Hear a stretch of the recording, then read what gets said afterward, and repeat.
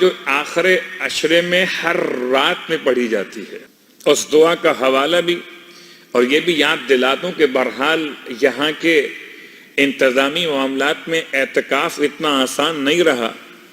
جب سے مسائل پیدا ہوئے اسلام دشمن طاقتوں کے حوالے سے تو اعتکاف ایک مشکل عمل ہو گیا، ورنہ یہ موسم اعتکاف ہے۔ اور موسم اعتکاف کا مطلب کہ سرکار ختمیہ مرتبہ صلی اللہ علیہ وآلہ وسلم اللہ کے رسول آخر عشرے میں اپنے بستر کو سمیٹنے کا حکم دے دیا کرتے تھے، بستر لپیٹ دیا جائے۔ اب یہ 10 راتیں پیغمبر سوتے نہیں تھے، بستر آپ کا بستر ہی نہیں تھا، تو یہ 10 راتیں اعتکاف نہیں ہے تو کیا ہوا؟ اعتکاف شرعی نہیں ہے، اعتکاف عرفی تو ہو سکتا ہے۔ آپ کا مسجد میں آ کر مجلس کے لیے بیٹھنا، آپ کا مسجد میں آ کر تلاوت قرآن کے لیے بیٹھنا، اللبس فی المسجد، اعتکاف کی ایک تعریف، رکنا شرعی تعریف مسجد میں رکنا، اس کی شرائط نہیں ہے کہ 3 دن کے لیے کیا جائے، نہیں ہو پا رہی آپ سے تو ٹھیک ہے، جتنی دیر صحیح۔ اللہ کے رسول کا فرمان ہے مومن مسجد میں ایسے رہتا ہے جیسے مچھلی پانی میں رہتی، اور منافق مسجد میں ایسے رہتا ہے جیسے پرندہ جال میں رہتا۔ تو اب میری اور آپ کی کیفیت کیا ہونی چاہیے کہ جتنا موقع میسر ہو ولو 1 گھنٹہ نہ صحیح، آدھا گھنٹہ ہی صحیح، مگر جب مسجد میں آ کر بیٹھیں تو سکون کی حالت میں بیٹھیں، مضطرب نہ بیٹھیں کہ پہلو بدلیں کہ کب باہر نکلنا۔ صلوات۔ تو آخر عشرے کی دعاؤں میں سے ایک دعا یا ملین الحدید لداؤد علیہ السلام، یہ واقعاً یہ جملے بیکار نہیں ہیں، یہ مفاتیح الجنان کے پیج ضائع نہیں کیے گئے کہ اٹھا کے لکھ دیا، اس کا کوئی فائدہ نہیں ہے، بس ٹھیک ہے پڑھنا تو پڑھ لینا، ورنہ یہ خدا نہ خواستہ کتاب بوسیدہ ہو جائے، کتاب اسلامی کتاب مذہبی کتاب بوسیدہ ہو جائے تو لوگ گھر سے اٹھا کے سب سے پہلے جسے نکالتے ہیں وہ یہی کتابیں ہوتی ہیں۔ میں کیا جملہ استعمال کروں، میں نے تو اپنی آنکھوں سے دیکھا ہے کہ مفاتیح الجنان کی مثال لیجئے اور کتابوں کی مثال لیجئے، گھر میں صفائی ہوئی تو جن کی ضرورت تھی وہ گھر میں رہ گئیں، جن کو آپ نے سمجھا کہ یہ اضافی ہیں، گھر پر بوجھ ہیں، وہ اٹھا کے لا کے مسجد کے اندر رکھ دی گئی۔ تو یہ دعائیں بیکار نہیں، یا ملین الحدید لداؤد علیہ السلام۔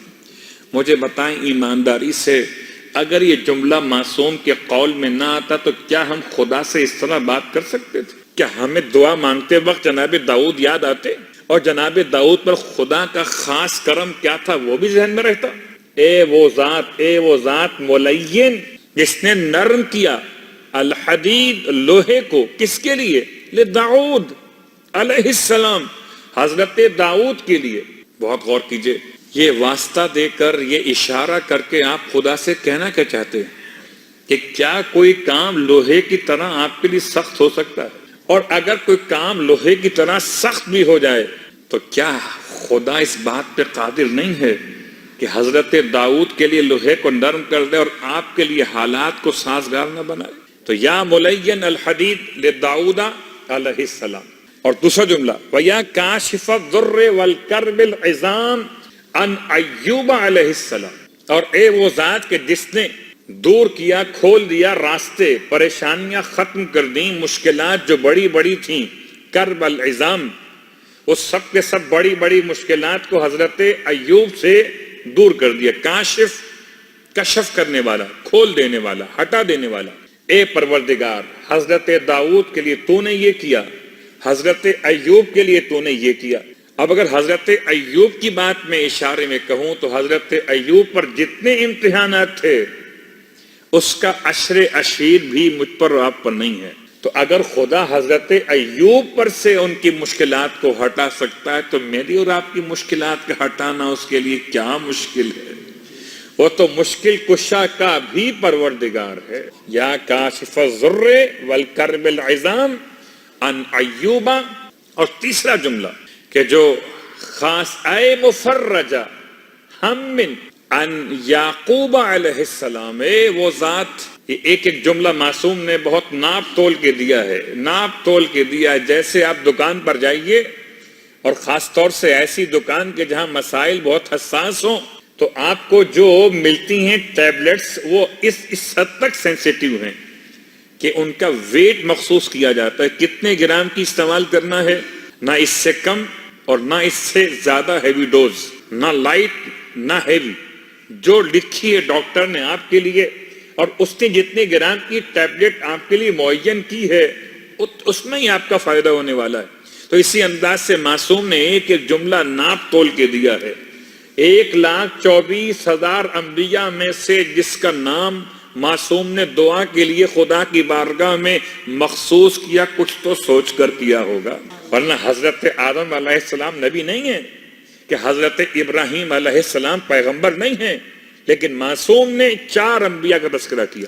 ایک حضرت داؤد علیہ السلام، ایک حضرت ایوب علیہ السلام، جناب یعقوب علیہ السلام تیسرے پیغمبر. اے پروردگار وہ مفرج کہتے ہیں وہی جو لفظ آپ کہتے ہیں اجل فرجہم، فرج مانے کشادگی. اے وہ پروردگار جس نے حضرت یعقوب کے لیے کشادگی کا ماحول بنایا، مفرج ہمن، جبکہ ان کے جو اوپر مصائب تھے وہ اتنے شدید تھے کہ 12 بیٹوں میں سے ایک بیٹا نگاہوں سے ایسے اوجھل ہوا کہ روتے روتے آنکھوں کی بینائی چلی گئی.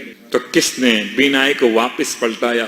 کس نے حضرت یوسف کے کرتے کو آپ تک پہنچایا؟ اور کس کی خوشبو کو پا کر آپ کی بینائی واپس لوٹ آئی؟ کیا پروردگار میرے اور آپ کے لیے یہ مشکلات ختم نہیں کر سکتا؟ آپ اگر تھک گئے ہیں، آپ اگر مصائب میں آ کر پریشان ہو گئے تو یاد جناب یعقوب کو کیجئے. اگر حضرت یعقوب کے بیٹے خدا واپس پلٹا سکتا ہے، بعد میں 2 ہو گئے تھے اور ایسے پلٹائے، تو میری اور آپ کی اولاد کی تربیت کے لیے خدا میرے اور آپ کے لیے مسائل کو آسان کر سکتا ہے.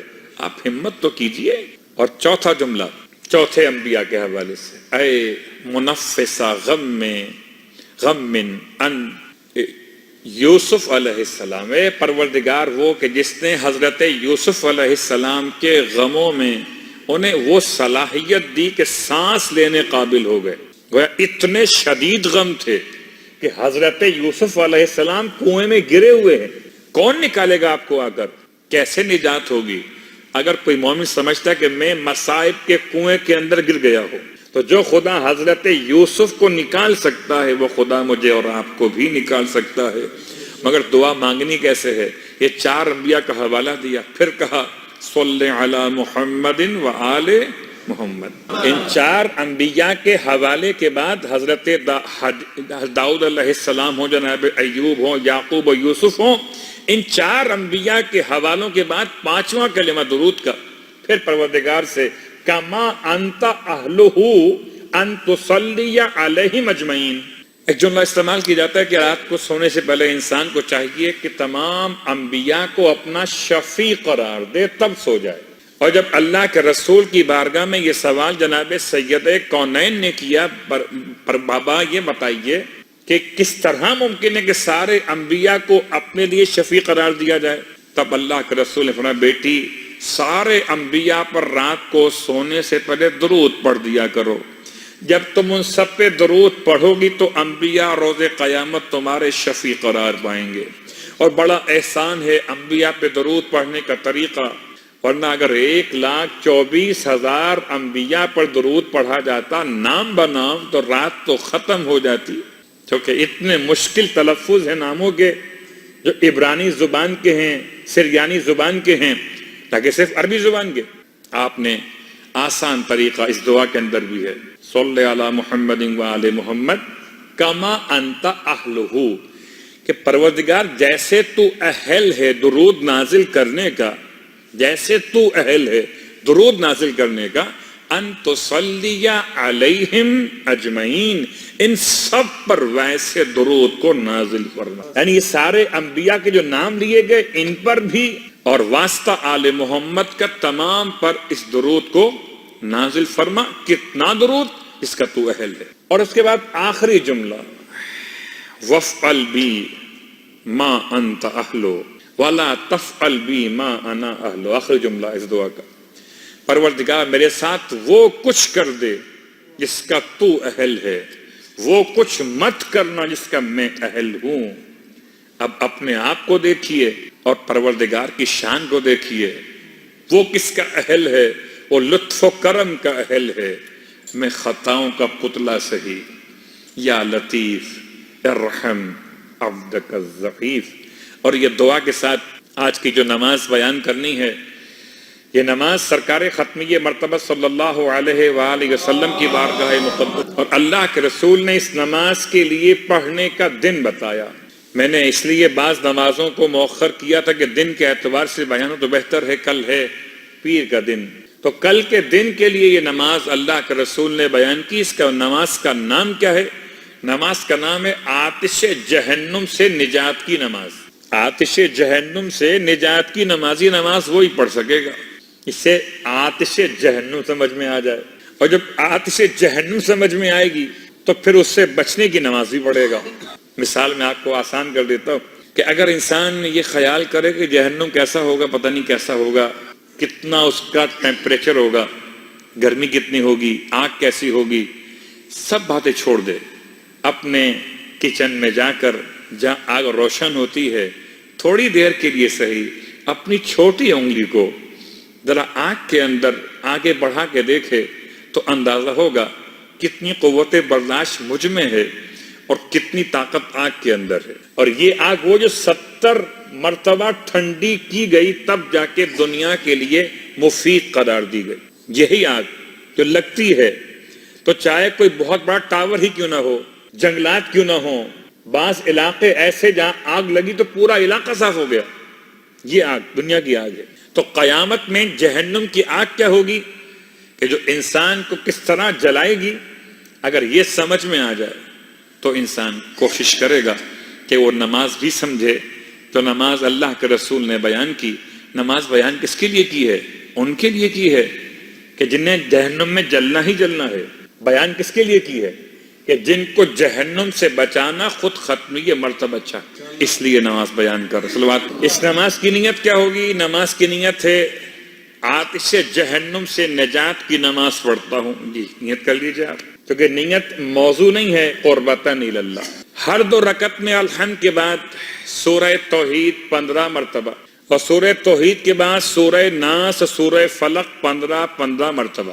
سورہ ناس پہلے فلق سے، اور ناس کے بعد فلق، توحید، ناس اور فلق 15 مرتبہ، یہ تینوں سورے ہر رکعت کے اندر 2 رکعت نماز ہے۔ اور نماز مکمل کر کے سلام پڑھنے کے بعد 15 مرتبہ آیت الکرسی کی تلاوت کیجئے۔ اللہ کا رسول کا وعدہ ہے کہ نماز یہ ہے نجات کا وسیلہ، شفاعت آل محمد کا عنوان صاحبان ایمان کے لیے۔ تو یہ نماز پیر کے لیے مخصوص کی گئی، اگر کوئی جس دن پڑھنا چاہے پڑھ سکتا ہے، لیکن اللہ کا رسول کی روایت میں الفاظ مخصوص پیر کے دن کے لیے۔ یہاں تک تو بات تھی نمازوں کے اعتبار سے، اور اب ہماری بات پھر اپنے عنوان پر آئیے واپس، اور بڑی تیزی کے ساتھ سفر کرتے ہوئے ہم نے انسان کے بعض مسائل کو کچھ بیان بھی کیا، کچھ رہ بھی گئے، اور ایک ہی مکتب پر آ کر رکے ہوئے، مکتب عشق، کیونکہ مکتب عشق مکتب اسلام سے اتنا قریب واقع ہوا ہے کہ بسا اوقات اس سمجھ میں نہیں آتا صوفی صحیح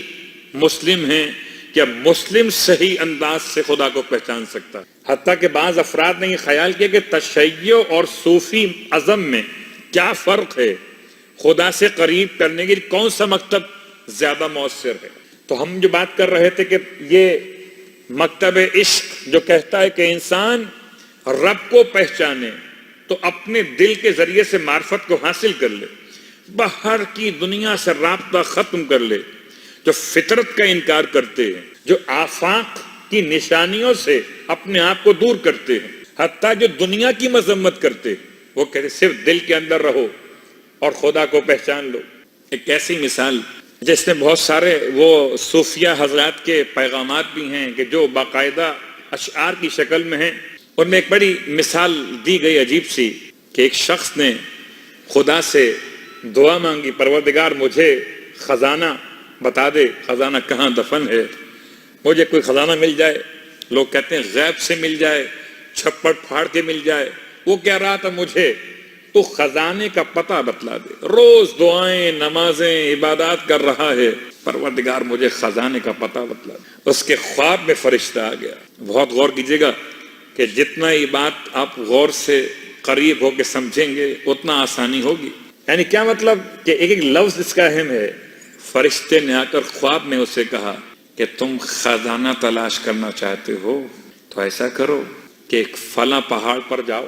پہاڑ کا نام بتایا اسے, اور تیر اور کمان کو ساتھ لے کر جاؤ, اور جا کر پہاڑ پر کھڑے ہو کر کمان سے تیر کو چھوڑ دینا.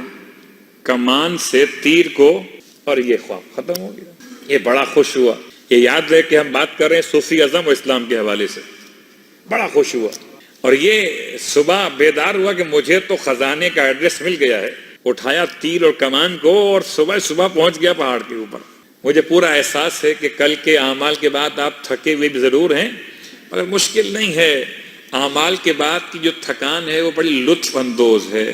جیسے آپ اعمال سے پہلے تیار تھے اعمال کے لیے کہ اب خزانے کی تلاش میں تھے, ایسے وہ بندہ خدا پہاڑ پر پہنچ گیا اور جیسے خواب میں کہا گیا تھا وہ تیر کمان لے کر پہنچا.